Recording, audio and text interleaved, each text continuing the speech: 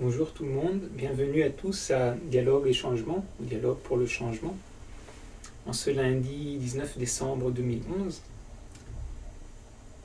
La vie n'est pas un vide à remplir, c'est une plénitude à découvrir.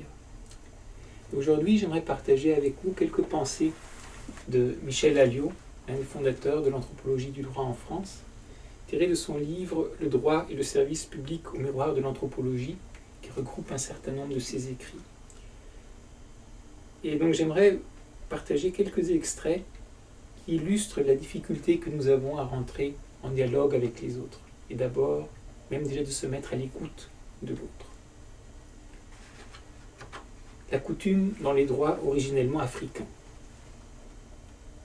On jouait à toutes les tables, et souvent en gros. La nuit avait été longue, et la fumée qui depuis longtemps avait envahi le tripot empêchait de voir de l'une à l'autre. Il eût fallu se déplacer, et l'on aurait alors été émerveillé par la variété. Chaque table jouait un jeu différent. Ici les tarots, le lance-quenet, le pamphile, le polignac et le mistigris. Là le whist, le bridge et le boston, plus loin la belote, la bataille et même le bonneteau. Tout à coup, les joueurs de belote quittèrent leur table pour observer celle de bridge. L'un d'eux revint assez vite ayant remarqué que les bridgeurs ne connaissaient pas les règles du jeu. Il songeait à celle de la belote et commettait beaucoup d'erreurs. Optimiste et bienveillant, il pensa qu'il finirait bien par les apprendre et par savoir jouer. Les ayant observés plus longtemps, un de ses camarades comprit qu'il ne s'essayait pas à la belote, mais à un autre jeu. Il nota la façon dont il classait les cartes et les abattait, et rejoignit le premier pour lui faire part de sa découverte. C'est alors que le troisième joueur de belote, ayant deviné qu'il fallait connaître les règles du bridge pour comprendre la partie, s'en enquit auprès des joueurs. Ils lui remirent un manuel, ajoutant qu'il ne suffirait pas de bien le lire et qu'il lui faudrait une longue pratique du tripot pour prétendre connaître le bridge. Ainsi vont les sociétés humaines. Chacune joue un jeu particulier que les autres peinent à déchiffrer. Ainsi est allée notre découverte des droits originels de l'Afrique noire, par étapes. Des rapports des premiers administrateurs aux coutumiers juridiques de l'AOF, aux éléments de R. Pozos et au traité d'André Soé, nos connaissances semblent s'être considérablement enrichies. Un doute subsiste pourtant. Quand on lit les anthropologues sur les sociétés d'Afrique noire, comme sur tant d'autres, on est frappé de constater qu'ils n'y voient que l'envers de nos propres sociétés.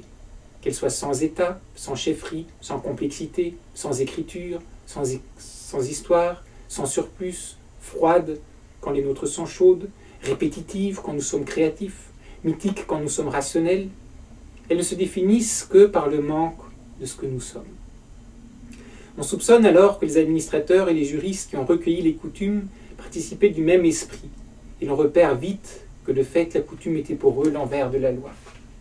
Non écrite, non publique, non générale, incertaine, irrationnelle, inapte aux innovations volontaires, et le droit l'envers d'une autre, non différencié de la religion, de la morale et des habitudes sociales, ignorant la distinction du droit public et du droit privé, celle des personnes et des choses, collectif et inégalitaire.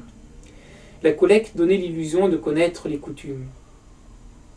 Elle n'avait pas permis de les reconnaître.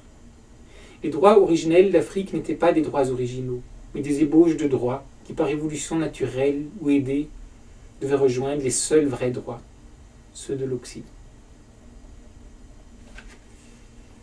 Voilà des grandes questions par rapport à notre possibilité de nous ouvrir aux autres, à nous mettre à leur écoute et à rentrer véritablement en dialogue avec eux. J'espère que ces quelques petites inspirations tirées de ce livre de Michel Alliot sur la découverte des droits originellement africains auront su vous inspirer. Bonnes inspirations dialogales de changement à vous tous. Merci.